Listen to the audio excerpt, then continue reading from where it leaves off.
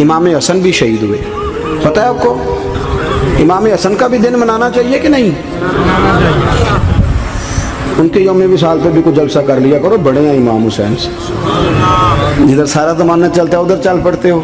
حدیث میں جہاں جہاں نام آیا نا، پہلا امام حسن کا ہے، دوسرا امام حسین کا ہے. اور امام حسین کے اپنے جملے ہیں، فرماتے ہیں میرا بھائی نہیں، میرا امام بھی ہے، میرا امام بھی ہے. اور آپ فرمایا کرتے تھے میں نے بڑی چیزیں اس حسن سے سیکھی ہیں. جو انہوں نے سیکھا ایک بتاؤں اس میں سے؟ کچھ لوگ تھکے ہیں آپ میں سے، حالانکہ میں تو زیادہ سفر کر کے آیا ہوں. عرض کروں جو انہوں نے سیکھا ہے سنو. امام حسین خود بتاتے ہیں، فرماتے ہیں کہ اب میرے بھائی نا امام حسن اپنی ایک بیوی کو طلاق دینا چاہتے تھے. اختلاف شدید ہو گیا، بات طلاق تک آ گئی.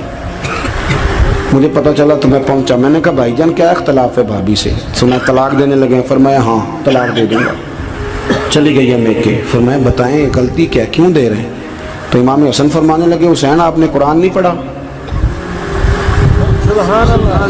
میں نے کہا جی پڑھا ہے، بتائیں.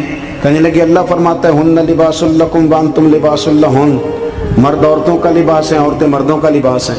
فرمایا میری بیوی میں کوئی کمزوری ہوگی تو میں پردہ ڈالوں گا کہ دنیا کو بتاؤں گا؟ امام حسین کہتے ہیں میں نے اٹھ کے بھائی کا ہاتھ چوما. میں نے کہا آیت میں نے پہلے بھی پڑھی تھی، تفسیر آج سمجھ میں آئی ہے، تفسیر آج سمجھ میں آئی ہے، میرے بڑے بھائی نے سمجھائی ہے، سمجھ میں آئی.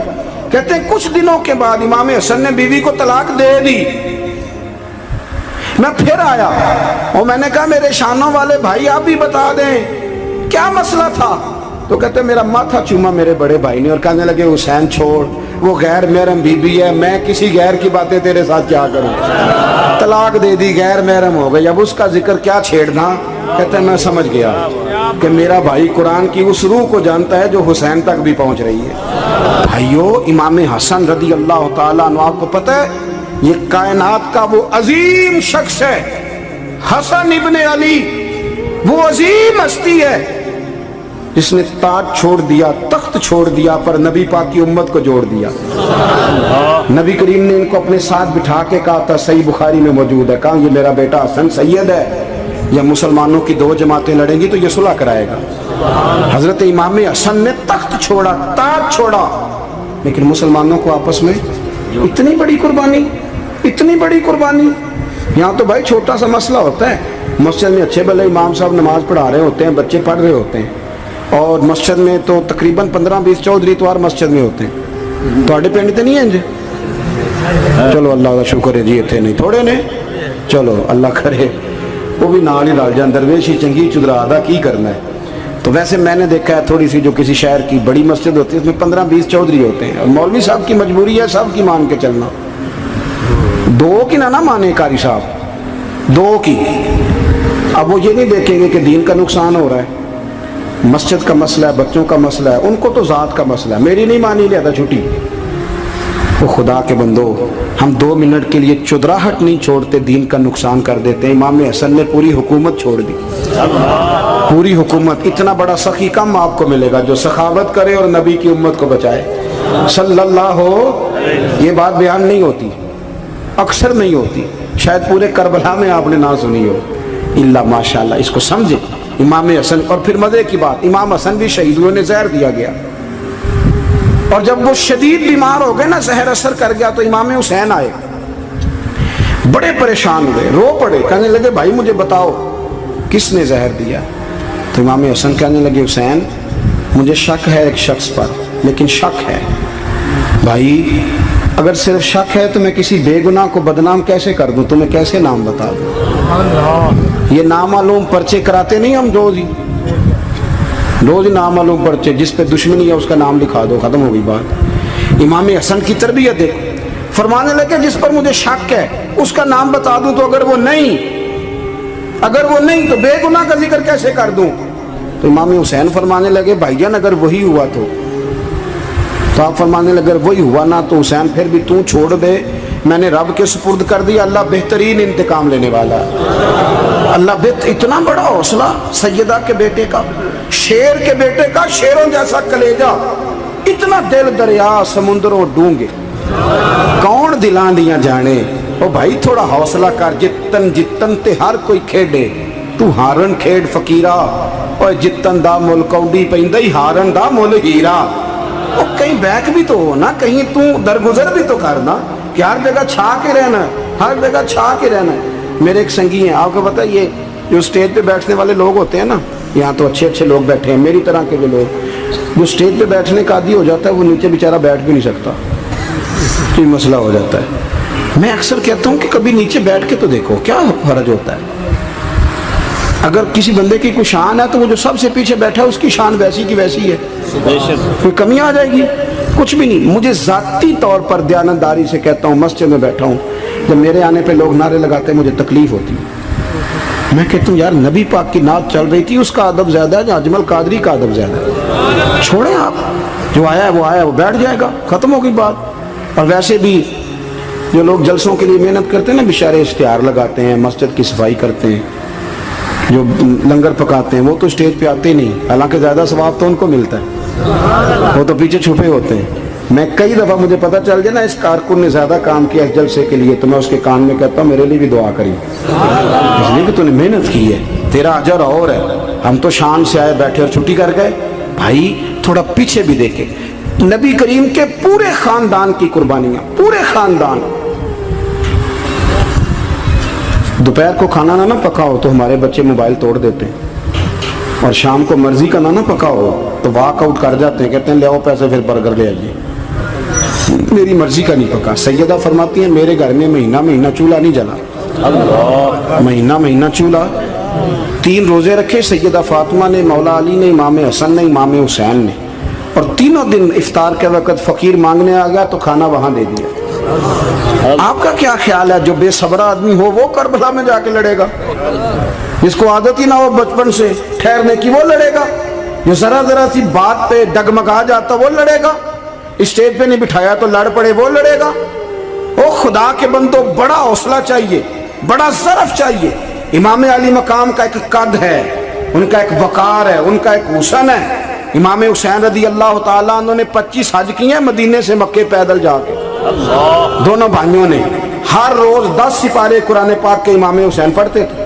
حضرت عبداللہ ابن زبیر کہتے ہیں میں سیدہ فاطمہ کے بیٹے حسن اور حسین سے جب بھی ملا ہوں دونوں بھائیوں نے روزہ رکھا ہوا ہوتا تھا.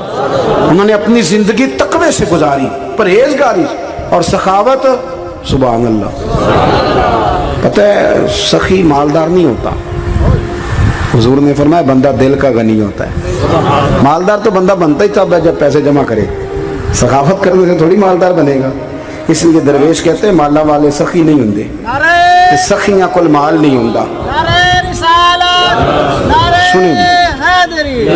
سنیں بہت بڑی سخاوت کی اپنی زندگی میں, ساری زندگی سخاوت میں گزار دی, ساری زندگی. امام حسن نے بھی, امام حسین نے, جو آیا دے دیا, جو آیا دے دیا. ہزاروں دینار آتے. ایک دن ایک فقیر مانگنے آ گیا تو امام حسن حسین دونوں تھے, کہنے لگا میں نے سنا ہے بڑے لجپال ہو, غریب ہو, مہربانی ہو جائے. فرمایا بیٹھ جاؤ رزق آنے والا ہے. تھوڑی دیر گزری تو 3000 دینار آئے. ویسے میرے کو 3 لاکھ روپیہ ہوئے تو مسیطے کنے دینے چاہیے؟ میں اپنا پہ پوچھنا, تو پوچھیا ہی نہیں, میں مشورہ پہ لینا. 3 لاکھ جو میرے کو ہوئے تو مسیطے کنے دینے چاہیے؟ تسی ظاہر ہے ان کو دیانتداری والا مشورہ ہی دینا ہے نا, جی نہیں کرنا جو ہی دسنا جی نا. کتنا 1000 ہیں؟ میں کبھی کبھی پیار سے بات سناتا ہوں. ایک سنگی میرے پاس آیا, کہنے لگا سب دعا کرو اللہ میں پیسے دے, میں وہ راہ دیا گا. میں کہ یا اللہ 10 کروڑ دے, 9.5 کروڑ تیرے راہ دے چھڑے گا. وہ بھی ہسی آئی ہے جو میں تسی ہسے ہو نا. آمین نہیں سوا کی, یا چپ کر گیا یا کورن لگ گیا. اور میں کہ کرما لیا آمین تے آگ, تینوں تے 50 لاکھ پھر بھی پیا بچدا سی. لیکن اسی دعاواں وچ بھی 9.5 کروڑ دین لی تیار, ناراض نہ ہونا, دعاواں وچ بھی تیار نہیں, مزاج ہی نہیں, طبیعت ہی نہیں. سیدہ فاطمہ الزہرا کے پاس 40 اونٹ کھڑے تھے. ایک بی بی آئی, وہ کہنے لگی اماں جی یہ جو اونٹ کھڑے ہیں یہ میرے ہیں, اب بتائیں میں اللہ کے رستے میں دوں تو کتنے دوں؟ سیدہ فاطمہ کہنے لگی 1 بکری دے دے. وہ کہنے لگی حضور اگر آپ کے پاس 40 ہوتے تو آپ کتنے دیتی؟ سیدہ فرمانے لگی میں سارے کے سارے دے دیتی. تیرے لیے مسئلہ اور ہے, میرے لیے فتویٰ اور ہے, سارے دے دے.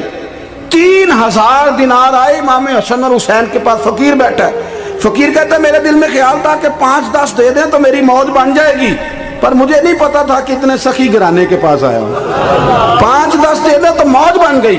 کہتے امام حسن نے 3000 دینار میری ہتھیلی پہ رکھے اور میرا ماتھا چوم کے کہنے لگے یار میرا تو خیال تھا کہ تیرے انتظار پر تجھے کچھ ملے گا پر یہ رکھ لے, مجھے پتا ہوتا کہ تجھے اتنا ملنا ہے تو میں تجھے انتظار نہ کراتا. جلدی دے, خود بھیک دے خود ہی کہے منگتے کا بھلا ہو. اپنی زندگی نفاست سے گزاری اہل بیت, قربانی دے کے گزاری. مولا علی شیر خدا نے اپنی زندگی ساری 9 سال کی عمر تھی جب کلمہ پڑھا تھا. 9 سال حضور نے سب گھر والوں کی دعوت پکائی اور جب سب لوگ آ گئے سارے خاندان والے تو فرمایا میں اللہ کا نبی ہوں, کون کون میری مدد کرے گا. آپ کو پتہ ہے نا کہ جب مشکل وقت آتا ہے نا یہ تو تب پتہ چلتا ہے نا ساتھ کون چلتا ہے. امیر آدمی ہو نا جس کے پاس 10 کروڑ روپیہ ہو اور وہ اپنے مکان کا تیسرا لینٹر ڈالنے لگے نا, تیسرا, تو سارے بڑے بڑے لوگ آ کے پوچھتے ہیں چودھری صاحب کوئی ضرورت ہوئی تو بتانا, پیسے پوچھے. تو غریب آدمی کی چھت گر جائے تو اسے کوئی بھی نہیں پوچھتا, بلکہ جن سے تعلق ہوتا ہے وہ بھی موبائل بند کر لیتے ہیں. وہ کہتے ہیں اب اس نے واپس کیسے کر دیں. حضرت مولا علی اس زمانے میں جب سام سونگ گیا سب کو, حضور نے فرمایا کون کون میرے ساتھ چلے گا. روٹی بھی کھا لی, گھر بھی آ گئے, صادق اور امین بھی کہہ دیا. جب کہا چلے گا کون کون, چپ کر گئے. تو حضرت علی کہتے ہیں جب میں نے حضور کے چہرے پر ذرا پریشانی دیکھی نا یہ چلتے کیوں نہیں, تو آپ فرماتے ہیں کہ ابھی میں کھجور کھا رہا تھا, کرتا لمبا پہنا ہوا تھا, سب سے پیچھے بیٹھا تھا اور حضرت علی کا قد بھی درمیانہ تھا. آپ فرماتے ہیں میں اٹھا اور کھجور ابھی میرے منہ میں تھی, جھٹ پٹ میں نے اسی طرح نکال کے جیب میں ڈال اور میں پنجوں کے بل کھڑا ہو گیا, دونوں بازو کھڑے کر کے کہا حضور یہ نہیں بولتے تو نہ بولیں, انا ناصرو کا یا رسول اللہ, انا حافظو کا یا رسول اللہ. حضور آپ جہاں جہاں کہیں گے علی آپ کا مددگار بنے گا, دین کی مدد کرے گا, اور اگر آپ تک کوئی آئے گا تو علی آپ کی حفاظت کرے گا. 9 سال کی عمر میں چلے علی دین کی نوکری کے لیے. پھر بدر میں بھی پہلی صف میں, احد میں بھی پہلی صف میں, خندق میں بھی پہلی صف میں. ایک جنگ میں حضور نے کہا علی تو رہ جا, اس دفعہ رہ جا. تو عرض کی رو پڑے حضرت علی, دلیر آدمی تھے, رو پڑے. کہنے لگے حضور آپ مجھے بچوں اور عورتوں کے پاس چھوڑ کے جا رہے ہیں, حضور مجھے لے چلے, میں میدان کا زندگی ساری گزار دی, ساری زندگی گزار دی. اپنے زمانے میں آپس کا اختلاف بھی دیکھا, ساری زندگی شیر خدا نے دین کو دے دی. کوفے کی جامع مسجد میں 21 رمضان کو جب حضرت علی کو خنجر لگا نا, تو تاریخ میں جملہ محفوظ ہے, خنجر لگا نا جب وہ 9 سال کی عمر میں یاری لگائی, 63 سال عمر ہو گئی, جب خنجر لگا تو کہنے لگا فزت برب الکعبہ, مجھے رب کعبہ کی قسم آج کامیاب ہو گیا ہوں. پانی پرن سویلیاں تے رنگا رنگ کڑے, اسی پریا اس دا جانیے جس دا توڑ چڑھے. کہا دیکھو بھئی میں آج کامیاب ہو گیا, میں کامیاب ہو گیا. وہ جو میں نے کہا تھا حضور میں ساتھ رہوں گا, تے لے سجنا سا توڑ نبھائی, جان دیتی راہ تیرے دے دیا, ہر چیز دین کو دے دی. کون سی پراپرٹی چھوڑ کے گئے پیچھے, کون سا نظام بنا کے گئے. حضرت امام حسین رضی اللہ تعالیٰ عنہ یہ حضور کی اولاد پاک ہیں. پیروں کو نا تھوڑی مٹی لگ گئی, عمر جوانی کی تھی, داڑھی مبارک ساری سیاہ تھی, کالی تھی. حضرت ابو ہریرہ ان سے سالوں بڑے تھے, امیر المومنین فی الحدیث. حضرت ابو ہریرہ نے دیکھا کہ امام حسین کے مقدس قدموں کو مٹی لگ گئی. کسی سے بھی کہا جا سکتا تھا ذرا امام صاحب کی توجہ کرانا, یہ ذرا مٹی اتار دینا, لیکن حضرت ابو ہریرہ جھٹ سے اٹھے, اپنی پگڑی کھولی, اس کا پلو لیا اور حضرت امام حسین کے پیروں سے مٹی صاف کرنی شروع کر دی. کیوں کہ اہل فضل ہی کسی کی فضیلت کو جان سکتا, عزت والا ہی کسی کو عزت دیتا ہے. جس کے پاس وقار ہو, او میرے سنگیو لوگوں کی باتوں میں نہ آنا, یہ تمہیں الجھا دیں گے, یہ تمہیں تفریق میں ڈال دیں گے, یہ انتشار برپا کریں گے. یہ وہ حسین جماعت ہے جو حضور کے سامنے بیٹھا کرتی تھی. ان سے پیار کرنا, ان سے محبت کرنا. آپ کبھی ترمذی کی ایک حدیث پڑھیں تو مر جانے کو جی کرتا ہے. حضور نے فرمایا تھا میرے صحابہ کے بارے میں اللہ سے ڈرنا, میرے بعد انہیں اپنی زبانوں کا نشانہ نہ بنانا. کاش کوئی ان جملوں کا درد سمجھ سکے. فرمایا رب سے ڈرنا, اور کریم فرمانے لگے جس نے ان سے محبت کی میری محبت کی وجہ سے محبت کی, اور جس نے ان سے عداوت رکھی میری وجہ سے رکھی. کبھی بھی کسی میں. اور جو حضور کی اولاد ہے، صحابہ کرام نے ایک جگہ کچھ نذرانہ جمع کیا اور جمع کر کے کہا کہ حضور کی بارگاہ میں پیش کرنا ہے. اخراجات بہت زیادہ ہیں اور ظاہری وسائل اس ترتیب سے نہیں ہیں. یہ نذرانہ ہر مہینے پیش کرنا ہے. جب وہ لے کے حضور کی بارگاہ میں گئے نا تو اللہ نے قرآن نازل کر دیا. فرمایا محبوب ان سے کہہ دو لا اسألکم علیہ اجرا، میں تبلیغ دین پر تم سے کوئی اجر نہیں مانگتا، الا المودۃ فی القربى، بس میرے قریبیوں سے پیار کرتے رہنا، میرے قریبیوں سے محبت کرنا، پیار کرنا قریبیوں سے. یہ علی المرتضیٰ ہیں، یہ فاطمہ ہیں، یہ ان کا خاندان ہے، یہ ختیجہ ہیں، یہ عائشہ ہیں، یہ میمونہ ہیں، یہ حفصہ ہیں، ان سے پیار کرنا، میرے قریبیوں سے محبت کرنا. ہمارے دلوں میں حضور کی اولاد کا پیار ہونا چاہیے، طبیعتوں میں احترام ہونا چاہیے، ہمارا مزاج، ہمارا دل ان کے لیے دھڑکنا چاہیے، ہمارے لہجے، ہمارے انداز ہمیشہ ان کے حق میں نرم ہونے چاہیے. میں کہہ چکا ہوں سید کا صرف عقیدہ ٹھیک ہونا شرط ہے، باقی آپ تحقیق اور تفتیش میں نہ پڑیں، وہ جانے رب جانے. آپ کوشش فرمائیں ہماری اولادیں، ہم خود اور اہل فضل کا ادب کبھی نہ چھوڑیں. دوسری بات آپ سے یہ عرض کرنی ہے، اس کو اچھی طرح سمجھ لیں کہ قومیں اپنے اسلاف سے بڑی ہوتی ہیں ہمیشہ. بڑا ہم ہوتا ہی وہ ہے جس کا کوئی بڑا ہوتا ہے، جس کا کوئی بڑا نہیں ہوتا وہ کبھی بھی بڑا. یہ کچھ عرصے سے ٹرینڈ چلا ہے، اگرچہ یہ درست نہیں ہے. آپ کسی سنار کی دکان پہ جائیں تو اس نے اپنے پیچھے نا اپنے والد صاحب کی اور دادا کی فوٹو لگائی ہوتی ہے. حکیم کی دکان پہ چلے جائیں، کپڑے والی دکان پہ چلے جائیں تو اس نے پیچھے اپنے دادا کی، والد کی فوٹو لگائی ہوتی ہے. اگرچہ یہ درست نہیں، تصویریں نہیں لگانی چاہیے. تصویریں ان کے کیا، پیروں کی بھی نہیں لگانی چاہیے. جہاں تصویر ہوتی ہے وہاں نماز کیسے پڑھی جائے گی؟ فرشتہ رحمت کا نہیں آئے گا. یہ تو اب ایک ضرورت بن گئی. تو اب ضرورت کیا، اب تو خیر نفسیاتی مسئلہ بن گیا ہمارا. یہ نفسیاتی مسئلہ ہے، یعنی سلام بعد میں فوٹو پہلے، یعنی سیانے سیانے لوگ. اور یہ ہمیں ایسے کھیل تماشے میں لگایا گیا ہے کہ میں ڈھیر سارے لوگوں پر غور کرتا ہوں، پھر ان کے لیے دعا کرتا ہوں کہ یا اللہ ان کی مدد فرما. یعنی اس طرح کی حالت ہے کہ وہ زندہ ہی موبائل کے اندر ہیں، ہر چیز ہی. مجھ سے ایک دفعہ ایک صاحب نے پوچھا مولوی آج کل بڑے لڑ رہے ہیں. میں نے کہا وہ 4-5 ہے جن کو آپ ٹی وی موبائل پہ دیکھتے ہیں، آپ میرے ساتھ آئیں، میں آپ کو 20 اور سینکڑوں شیخ الحدیث بتاتا ہوں جو سکون سے بیٹھ کر رسول اللہ کا دین پڑھا رہے ہیں.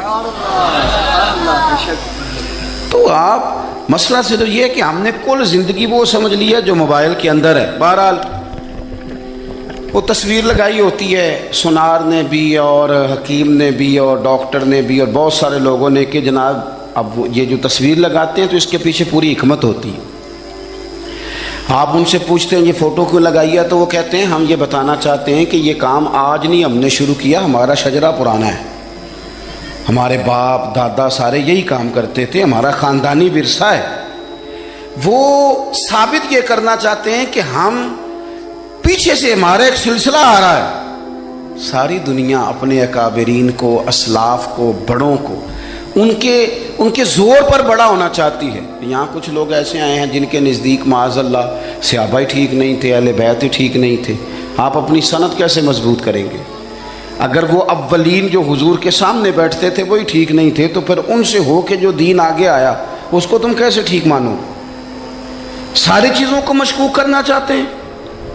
ہمارے بزرگوں نے، امام بخاری نے، امام مسلم نے محنت کر کے حدیثیں تلاش کی، اصول بیان کیے کہ یہ حدیث صحیح ہے، متواتر ہے، حسن ہے، ضعیف ہے، کیا ہے، اس کے اصول اور قاعدے بیان کیے. اور جب انہوں نے خود پوری تحقیق کی، آپ تھوڑی سی، آپ مشکل بات نہیں کر رہا، تھوڑی سی آپ غور کریں گے، انہوں نے سینکڑوں میل کا سفر کیا، گھوڑوں پہ، پیدل، اونٹوں پہ، ریسرچ کر کے بتایا کہ یہ حدیث بالکل درست ہے، اپنی سند کے اعتبار سے، متن کے اعتبار سے یہ متواتر درجے کی ہے. انہوں نے پوری ریسرچ کی. پھر غور کریں کیا کہہ رہا ہوں، جب پوری تحقیق کر لی تھی تو پھر انہیں کہنا چاہیے تھا نا یہ نبی پاک نے فرمایا ہے، کہنا چاہیے تھا نا کہ یہ حضور نے فرمایا، ہماری تحقیق ہے، حدیث درست ہے. لیکن کسی نے بھی ڈائریکٹ نہیں کہا. انہوں نے جب بھی کہا کہنے لگے حضرت عبداللہ ابن عمر فرماتے ہیں کہ حضور نے یوں فرمایا. حضرت انس بن مالک فرماتے ہیں کہ حضور نے یوں فرمایا. حضرت جناب سیدنا سیدہ عائشہ صدیقہ فرماتی ہیں یوں حضور نے فرمایا. حضرت ابو ہریرہ فرماتے ہیں یوں حضور نے فرمایا. انہوں نے نا پہلے اس صحابی کا نام لیا جنہوں نے وہ بات اپنے سینے میں محفوظ کی. کیا بتایا انہوں نے ہمیں کہ ہم دنیا گھوم آئے ہیں, ریسرچ کر آئے ہیں, تلاش و بسیار کے بعد اس نتیجے پہ پہنچے ہیں کہ دین کا اصل فیض وہی ہے جو صحابہ اور اہل بیت کے سینوں سے ہو کے امت کو نصیب ہوا ہے. اصل فیضان وہ ہے جو وہاں سے ہو کے آیا. تو ایک بات تو یہ کہ اہل فضل کی عظمت, اور دوسری بات کہ اپنے اکابرین کے ساتھ جوڑ کے رہنا, اور تیسری بات حضرت سیدنا امام حسین, حضرت امام حسن رضی اللہ تعالی عنہما, ان دو شہزادوں سے نا نبی پاک صلی اللہ علیہ وسلم نے جو محبت فرمائی ہے نا وہ بھی بڑی قابل دید ہے. حضور نے جو ان سے پیار کیا ہے. کچھ لوگ ایسے ہوتے ہیں کہ جن سے انسان جب پیار کرتا ہے, محبت کرتا ہے, تو وہ بات نا دور دور نکل جاتی ہے, بات پھیل جاتی ہے. ان کے ساتھ نا میرے نبی پاک کا خصوصی لگاؤ ہے. اس کا مطلب یہ نہیں کہ ہر نانا ہی اپنے نواسے سے پیار کرتا ہے, یہ معنی نہیں. رسول پاک علیہ السلام جو کام بھی کرتے ہیں اللہ کی وحی کے ساتھ کرتے ہیں. حضور کا ہر کام وحی خدا ہے, اپنی مرضی سے حضور کوئی کام نہیں کرتے. تو نبی پاک نے جو بھی کیا ہے وہ امت کے لیے نمونہ ہے. حسنین کریمین سے جو حضور کا پیار ہے, جو نبی پاک علیہ السلام کی ان کے ساتھ والہانہ محبت ہے, اعلیٰ حضرت بریلوی نے حدیث لکھی ہے, راوی حضرت عثمان غنی ہے رضی اللہ تعالیٰ عنہ. حضور سید عالم صلی اللہ تعالیٰ علیہ وآلہ وسلم نے نا گھر میں پیغام بھیجا, فرمایا فاطمہ سے کہو ذرا حسن حسین کو تو بھیجے. یہ سارا دن ہی حضور کے پاس رہتے ہیں, سارا دن ہی, لیکن وہ جو والہانہ پن ہے, جو محبت ہے, جو ان کے ساتھ محبوب کا خاص لگاؤ ہے, سیدہ سے کہو ذرا شہزادوں کو بھیجے, تھوڑی سی دیر ہو گئی آنے میں.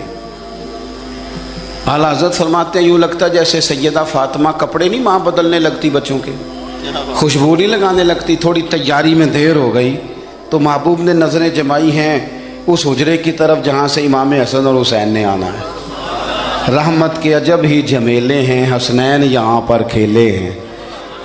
تو دونوں شہزادوں جب دروازہ کھلا تو حضرت عثمان غنی کہتے ہیں بچے جب نکلے نا دونوں, تو یہ کوئی 10 15 50 100 میل دور سے تھوڑی آ رہے ہیں, تو یہیں رہتے ہیں. محبوب کے قرب خاص میں انہیں سایہ کرم ہر وقت نصیب ہے.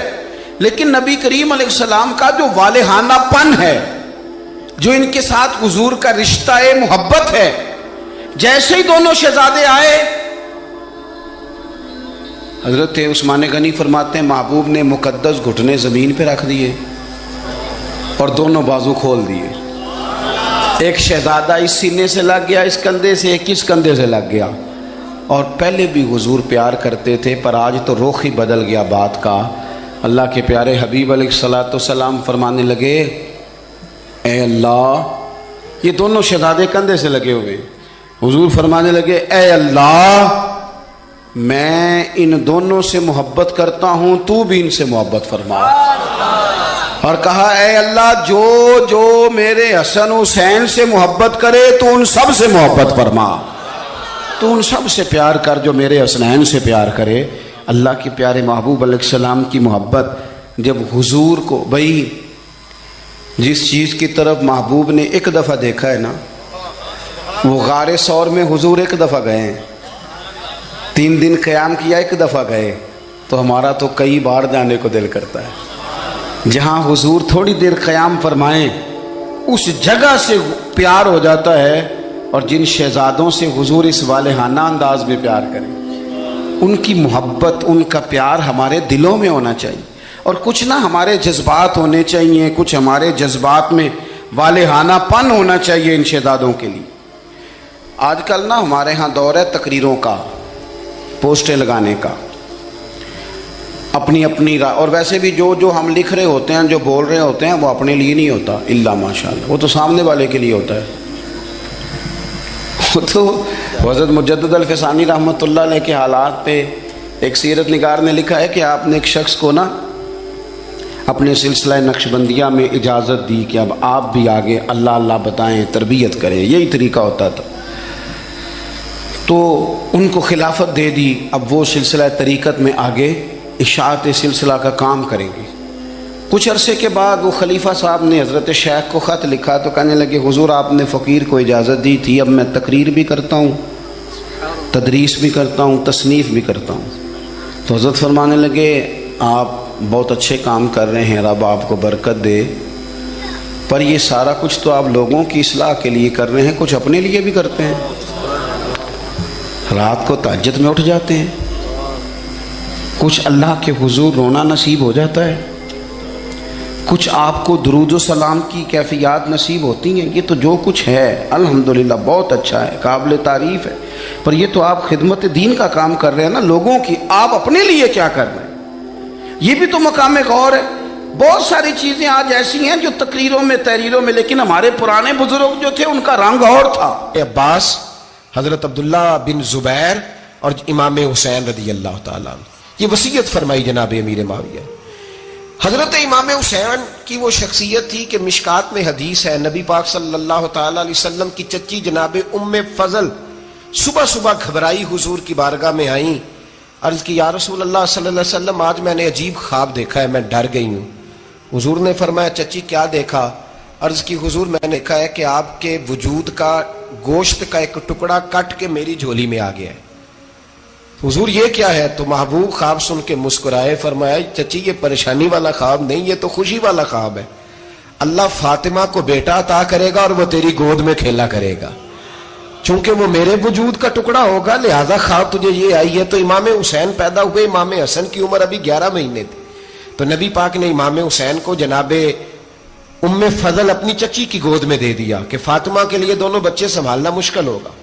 وہ خواب اس طرح پوری ہوئی۔ امام حسین سے حضور نے بڑا پیار کیا، بڑی محبت فرمائی نبی پاک سے۔ کچھ حدیثیں میں نے جمعے میں عرض کی تھیں، حضرت ابو ہریرہ رضی اللہ تعالیٰ عنہ کہتے ہیں یہ واحد بچہ تھا حضور کے گھرانے کا کہ میں نے دیکھا کہ نبی پاک صلی اللہ علیہ وسلم بیٹھے تھے تو یہ حضور سے کہہ رہے ہیں، نبی پاک سے کہ نانا جی اٹھ کے کھڑے ہو، کہتے ہیں حضور کھڑے ہو گئے، تو کہنے لگے میں نے آپ کے برابر جانا ہے۔ بچے جو مرضی ضد کر لیتے ہیں نا، قد چھوٹا تھا، عمر 7.5 سال تھی، کہنے لگے نانا میں نے برابر جانا ہے، تو نبی پاک صلی اللہ علیہ وسلم نے ہاتھ پکڑ لیے، فرمایا چل پھر ہو جا برابر۔ تو حضرت ابو ہریرہ کہتے ہیں انہوں نے حضور نے ہاتھ پکڑے اوپر کھینچا تو امام حسین نے پہلے اپنے پیر حضور کے گھٹنوں پہ رکھے، پھر نبی پاک کے سینے پہ رکھے، اور جب ان کا قد سر تھوڑا سا حضور سے اونچا ہو گیا تو محبوب فرمانے لگے چل بس کر، تو نے تو کہا تھا آپ کے برابر ہونا ہے، تو اوپر نکل گیا ہے، چل بس کر۔ فرماتے پھر امام حسین نے زبان باہر نکالی تو محبوب ان کی زبان چوسنے لگے، پھر ساتھ لٹا لیا اور انہیں سونگھنے لگے۔ تو میں نے عرض کی حضور آپ حسین کو سونگتے کیوں ہیں؟ تو فرمایا ابو ہریرہ مجھے حسین کے وجود سے جنت کی خوشبو آتی ہے، مجھے حسین کے وجود سے جنت کی۔ ایک دن حضور گزر رہے تھے، اصل اس طرح تھا کہ یہ نبی پاک کا حجرہ تھا، جن لوگوں کو اللہ نے مدینے کی زیارت کرائی ہے وہ جان سکتے ہیں، نبی پاک کا حجرہ تھا، تو حضور کے حجرے کی اس جانب یعنی مسجد کی جو بالکل سیدھ ہے اس کی بیک میں سیدہ فاطمہ رہتی تھی، تو حضور اکثر نہ نماز کے لیے جب نکلتے تو حضرت فاطمہ کے حجرے کے پاس سے ہو کر دوبارہ محراب میں جاتے۔ محبوب حجرے کے پاس سے گزرے تو امام حسین رو رہے تھے، تو حضرت فاطمہ نے کسی بات میں جھڑک دیا تو امام حسین رونے لگے، تو نبی پاک نماز کے لیے گئے تو واپس لوٹ آئے اور واپس تشریف لا کے کہا فاطمہ حسین کو کیا ہوا؟ عرض کی یا رسول اللہ تنگ کر رہے تھے میں نے ڈانٹ دیا ہے۔ کیا خوبصورت جملے ہیں حدیث پاک میں، سرکار نے فرمایا فاطمہ اس کو حسین کو نہ رونے نہ دیا کر، یہ جب روتا ہے نا تو میرے دل کو تکلیف ہوتی ہے۔ تو بی بی صاحبہ کہتی ہیں یہ حکم آیا نبی پاک کا میرے نا، پھر میں نے ڈانٹنا چھوڑ دیا۔ یہ ان کے فضائل تھے کم، ان کی تربیت خود نبی پاک نے فرمائی، خود ڈیوٹی۔ میں کسی منطق کا فلسفہ میں اب تو اللہ تعالیٰ معاف کرے، پہلے ہم لوگوں کو کہتے تھے فلانی مجلس میں نہ جانا فلانی، اب تو مصیبت بن گئی ہے، جانے کی ضرورت نہیں، ہر شے موبائل میں آ گئی۔ مجھے بھیجتے ہیں کہتے ہیں حضرت صاحب یہ ذرا سننا، یہ ذرا سننا، کل کراچی سے کچھ مہمان آ گئے تو اب بچوں نے وہ کلپ سنبھال کے یہ مولوی دیکھو کیا کہتا ہے، اب آیتیں پڑھی جا رہی ہیں قرآن پاک کی، اتنا ٹکڑا یہاں سے لیتے ہیں، اتنا ٹکڑا یہاں سے لیتے ہیں، اور ملا کے پتہ نہیں کون سا مکسچر بنا رہے ہیں. کسی آیت کا ترجمہ نہیں، کوئی واضح حدیث نہیں. ایسے ہوا ہوگا، پھر اس کو اس سے جوڑ لیں تو کیا بنتا ہے، اتنی جمع کر لیں. یہ کون سا دین ہے جو توڑ مروڑ کے بیان کر رہے ہیں؟ کون سا مذہب ہے؟ دین تو واضح کھلی کتاب ہے. اب ہمارا یہ شوق ہے، ہم ہر تماشا دیکھنا چاہتے ہیں. ہم اپنے لوگوں کی قدر نہیں کرتے اور بڑی بڑی دور جا کے ہم غلط معاملات میں جاتے ہیں، پھر ذہن ہمارے شکوک کا شکار ہوتے ہیں. ہمیں سمجھنا چاہیے کوئی ایسی کسی دلیل کی ضرورت نہیں ہے. جب ان کے واضح چیزیں ان کی کتابیں میں موجود ہے، حدیث میں موجود ہے، قرآن مجید میں ان کے فضائل کھل کے موجود ہے، تو دور جانے کی کیا ضرورت؟ حضور ان کی ٹریننگ کراتے تھے. پہلی بات تو یہ ہے کہ نبی پاک نے دعا مانگی تھی، یا اللہ میرے گھر والوں کو زیادہ روزی نہ دینا، انہیں ایک وقت روٹی دینا، ایک وقت کی بھوک دینا. یہ جو 10 دن کربلا میں انہیں ٹینشن نہیں نہ ہوئی، انہیں عادت تھی فاقہ کرنے کی، انہیں 3 دن وصلی روزے رکھنے کی عادت تھی. پہلی بات. دوسرا یہ کہ جہاد کی تربیت حضور خود کراتے تھے. حضرت فاطمہ زہرا کہتی میں پردے کے پیچھے دیکھ رہی تھی، نبی پاک نے امام حسن اور حسین سے فرمایا چلو میرے سامنے کشتی لڑو. تو دونوں حضرات آپس میں جب کشتی لڑنے لگے تو نبی پاک نا امام حسن کو کہتے ہیں حسن حسین کو ٹانگوں سے پکڑو، حسن حسین کو پیچھے سے پکڑو. جب نبی پاک بار بار امام حسن کو بتا رہے تھے تو سیدہ پیچھے سے بول پڑی، کہنے لگی یا رسول اللہ آپ چھوٹے کو بتائے، آپ بڑے کو بتا رہے ہیں. بڑا تو پہلے 11 مہینے بڑا ہے، تو آپ چھوٹے کو بتائے بڑے کو بتا رہے. تو فرمایا فاطمہ تو چپ کرنا، جو میں دیکھ رہا ہوں تو نہیں نہ دیکھ رہی. ایک کو میں بتا رہا ہوں، دوسرے کو جبریل امین بتا رہے ہیں. تو یہ حضور نے اپنے سامنے ان کی تربیت کی، ٹریننگ. ہوا یہ کہ یزید جب امیر بنا نا، 2-3 چیزیں ہوتی ہیں جب کسی بندے کو قابو کرنا ہوتا ہے، 2-3-4-5 چیزیں ایسی ہوتی ہیں جس سے بندہ قابو آتا ہے. تو اس نے بھی فوری طور پہ یزید نے دیکھا میرے لیے مسئلہ کیا بن سکتا ہے. ولید بن عتبہ اس وقت مدینے کا گورنر تھا. یزید نے اس کو خط لکھا کہ امیر عرب کا رواج آج بھی ہے کہ جب تک نئے خلیفہ کی بیعت نہیں ہو جاتی پرانے کے انتقال کی خبر ہی نہیں دیتے، اس کو رکھے رکھتے ہیں. یہ ان کا طریقہ ہے. وہ کہتے ہیں کہ ولی عہد اچھی طرح قبضہ کر لے پھر بتائیں گے.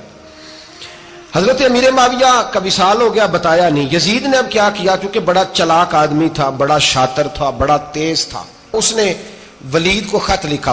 کہنے لگا کہ فوری طور پہ عبداللہ ابن عباس کو بلاؤ اور اسے کہو میری بیعت کریں. یہ جو بیعت ہوتی تھی نا، یہ بھی سن لے کیا ہوتی تھی. یہ بیعت حلف ہوتا تھا کہ میں اللہ رسول کے نام پہ حلف دیتا ہوں کہ میں یزید کی اطاعت کروں گا، میں اس کے خلاف کوئی بغاوت نہیں کروں گا. کوئی یہ بیعت لوگ سمجھتے ہیں کہ بس ہاتھ پکڑنے کا نام بیعت تھا. اس بیعت کا متبادل جمہوری ملکوں کے اندر ووٹ آیا ہے. تو کہا بیعت کریں. حضرت عبداللہ ابن عباس کو بھی بلاؤ، عبداللہ بن زبیر کو بھی بلاؤ، امام حسین کو بھی بلاؤ. امام حسین آدھی رات کے وقت بیٹھے تھے مسجد نبوی میں، چونکہ 5 نمازوں کی آپ امامت کرتے. امام حسین نماز پڑھا کے عشاء کی بیٹھے تھے. جناب عبداللہ بن زبیر، عبداللہ بن زبیر کون تھے؟ یہ نبی پاک صلی اللہ علیہ وسلم کی پھوپھی پوتے تھے اور جناب صدیق اکبر کے نواسے تھے. حضرت عبداللہ بن زبیر اور جناب زبیر بن عوام عشرہ مبشرہ صحابی ہیں، ان کے بیٹے تھے. بہت زیرک آدمی تھے. یہ بھی امام حسین کے پاس بیٹھے تھے. عبداللہ ابن عباس بھی تھے جو حضور کے چچا کے بیٹے ہیں، اس امت کے پہلے مفسر ہیں قرآن پاک. یہ لوگ بیٹھے تھے. تو ولید نے ایک بندہ بھیجا، اس نے آ کے کہا جناب آپ کو گورنر صاحب نے بلایا ہے. تو عبداللہ بن زبیر کہنے لگے حسین اس وقت بلانے کی بات سمجھ میں نہیں آئی. تو امام حسین بڑے بصیرت والے تھے، اللہ نے بصیرت دی تھی. کہنے لگے عبداللہ آپ کو سمجھ نہیں آئی، مجھے سمجھ آ گئی ہے، امیر معاویہ وصال کر گئے اور یہ ہمیں جو بلایا گیا ہے نا، یہ یزید کی بیعت کے لیے بلایا گیا ہے. تو کہا پھر آپ آدھی رات کو نہ جائیں، آپ کے لیے خطرہ ہوگا. تو امام حسین فرمانے لگے خطرہ حسین کو نہیں ہوتا. نہیں کہا پھر بھی آپ مہربانی کریں ذرا احتیاط سے جائیں. تو جناب عبداللہ ابن زبیر نے، عبداللہ ابن عباس نے 14 بندے نیزے دے کے، تلواریں دے کے امام حسین کے ساتھ بھیجے اور کہا کہ امام حسین اگر اس نے کوئی غلط ملت بات کی نا، زبردستی بیعت کرنے کا کہا، تو آپ بس کوئی ایک بات اونچی آواز میں کر دینا، یہ سپاہی پیچھے آ جائیں گے. امام حسین ان 14 بندوں کو لے کے گورنر ہاؤس پہنچ گئے. جب آپ وہاں پہنچے اس نے بتایا، اس نے کہا جی حضرت امیر معاویہ انتقال کر گئے اور آپ نے یزید کی بیعت کرنی ہے. تو امام حسین فرمانے لگے میں چھپ کے بیعت نہیں کروں گا. مجمع لگاؤ، جمعے والے دن اعلان کرو، جو طریقہ ہے حضرت ابو بکر صدیق کا، جو طریقہ ہے حضرت عمر فاروق کا، جو انداز حضرت عثمان غنی کا ہے، جو مولا علی کا ہے، سر عام اعلان کرو. اگر ساری دنیا یزید کی بیعت کرے گی تو میں بھی تیار ہوں. تم مجھ سے بیعت لے کے پھر لوگوں کو بتانا چاہتے ہو کہ حسین بیعت ہو کر رہے ہیں تو تم کیوں نہیں کر رہے؟ میں عام آدمی نہیں ہوں، لہذا چھپ کے بیعت نہیں کرتا۔ جب یہ بات کی نا تو ولید بڑا نرم دل تھا اور امام حسین کی شان کو جانتا تھا، وہ جانتا تھا یہ نبی پاک کا خاندان ہے۔ اس نے کہا جی مجھے تو حکم تھا، باقی آپ حضور کے نواز ہیں، میں کر کچھ۔ وہاں ایک بڑا بدبخت شخص بیٹھا تھا، عبد الملک بن مروان، وہ ولید سے کہنے لگا کہ اگر حسین آج تمہارے ہاتھ سے نکل گئے تو تمہارے لیے بہت بڑا مسئلہ کھڑا ہو جائے، انہیں جانے نہ دینا، یا بیعت کراؤ یا ان سے کہو جنگ کے لیے تیار ہو۔ تو حسین رضی اللہ تعالیٰ عنہ کے کانوں میں آواز گئی تو فرمانے لگے ابن مرجانہ، اگر تیرے اندر جرت ہے تو آ سامنے حسین کے، اس کے کانوں میں باتیں نہ کر، کانا پھوسی نہ کر، باہر آ میدان میں، شرارت نہ کر، باہر آ، میں تمہیں ابھی بتاتا ہوں کہ حسین سے مقابلہ کرنے کا انجام کیا ہے۔ یہ کہہ کہ امام حسین باہر نکلے، اپنے بھائی محمد بن انفیہ کو بلایا، عبداللہ بن زبیر، عبداللہ ابن عباس، ڈھیر سارے لوگ اکٹھے ہو گئے۔ فرمایا یہ معاملہ ہے، اب کیا کرنا ہے؟ تو وہ کہنے لگے حضور وقت ابھی مناسب نہیں ہے، آپ اس طرح کریں یہاں رکے، ہم مکے سے، عراق سے، کوفے سے لوگوں کو بلاتے ہیں، یہاں ایک بڑی مجلس مشاورت قائم کرتے ہیں۔ امام حسین فرمانے لگے اگر تم مشاورت قائم کرو گے تو ولید اور عبد الملک بن مروان وہ تو جنگ کرنے کو تیار ہے، اور نبی پاک نے فرمایا ایک مینڈا ہوگا جس کی وجہ سے مدینے کی گلیوں میں لہو بہے گا۔ فرمانے لگے میں وہ بکرا، وہ مینڈا نہیں بننا چاہتا۔ کہا پھر آپ کیا کریں گے؟ تو امام حسین رو پڑے، فرمانے لگے میں مدینہ چھوڑ جاؤں گا لیکن مدینے کی حرمت پامال نہیں ہونے دوں گا۔ امام علی مقام آدھی رات کے وقت نکلے، سیدہ فاطمہ کا دروازہ ایک اس دن تھا جس دن حضرت مولا علی کوفے چلے گئے، اور دوبارہ آج تالا لگا جب امام حسین نکلے۔ آپ جنت البقیع کے پیچھے کھڑے ہو کے حضور کا روضہ دیکھنے لگے، اس وقت گنبد تو نہیں ہوتا تھا، روضہ دیکھنے لگے۔ نانا تیرے کرم کے خزینے کی خیر ہو، میں جا رہا ہوں تیرے مدینے کی خیر ہو۔ سارا خاندان لے گئے، مکے تشریف لے گئے، حج کے ایام قریب آنے والے تھے۔ امام حسین نے وہاں لوگوں سے باتیں کی۔ جب امام حسین وہاں پہنچے تو کوفے سے خط آنے لگے۔ کوفہ حضرت علی کا دارالخلافہ تھا، وہاں آپ کے محبین، پیار کرنے والے ڈھیروں تھے، انہیں خط لکھے کہ حضور آپ چپ کر کے بیٹھے ہوئے ہیں اور ہمارے اوپر یزید مسلط ہو گیا ہے، آپ اگر میدان میں نہیں نکلیں گے، آپ نہیں آئیں گے تو ہم اللہ کی بارگاہ میں شکوہ کریں گے کہ کوئی ہماری کمان کرنے کو تیار ہی نہیں ہوا۔ اور وہ خط 1 2 3 نہیں آئے، وہ خط اتنے تھے کہ 3 بوریوں میں بھرے تھے امام حسین، 3 بوریوں میں۔ اب مجبوری ہو جاتی ہے، حق کے لیے کئی دفعہ بات کرنا مجبوری ہوتی ہے، اگر نہیں کرے گا تو پھر اس کو بھی قبر میں جواب دینا پڑے گا۔ امام علی مقام رضی اللہ تعالیٰ عنہ نے مکے میں اب لوگوں کو جمع کیا مشورے کے لیے۔ ہر بندے نے کہا حضور وہ بلا تو رہے ہیں پر اپنے وعدوں کے پکے۔ کہا حضور وہ پکے نہیں، آپ نہ جائیں۔ ہر بندے نے کہا حالات ٹھیک نہیں، حالات گراؤنڈ ریالٹی صحیح نہیں، یہی مشورہ آج بھی ہر بندہ دیتا ہے، ابھی حالات نہیں۔ اتنے خراب حالات کبھی نہیں ہوئے تھے جتنے امام حسین کے دور میں تھے، لیکن فرمایا میں دین کے خلاف غلط حکمران کو مسلط ہونے کی اجازت، بول کے بتائیے، بول کے، غلط حکمران کو مسلط ہونے کی اجازت، مزاحمت کروں گا، مخالفت کروں گا۔ امام کہنے لگے کوئی بات نہیں، وہ میرے ساتھ چلے نہ چلے لیکن میں کوفے جاؤں گا، وہ لوگ میرے ساتھ کھڑا ہونے کو تیار ہے تو وہ جھوٹ ہے یا سچ ہے پر میں چلوں گا۔ جب امام علی مقام نے اصرار فرمایا تو جو آپ کے قریبی صحابہ کرام کی اولادیں تھی ساری، یہ بھی اب بیماری ہے، کچھ لوگ کہتے ہیں جی صحابہ نہیں ساتھ چلے، تو میں کہتا ہوں اہل بیت نبوت کے تو کل افراد 21 تھے، تو 72 میں باقی اولادیں کس کی تھی؟ وہ ساری صحابہ کی اولادیں تھیں۔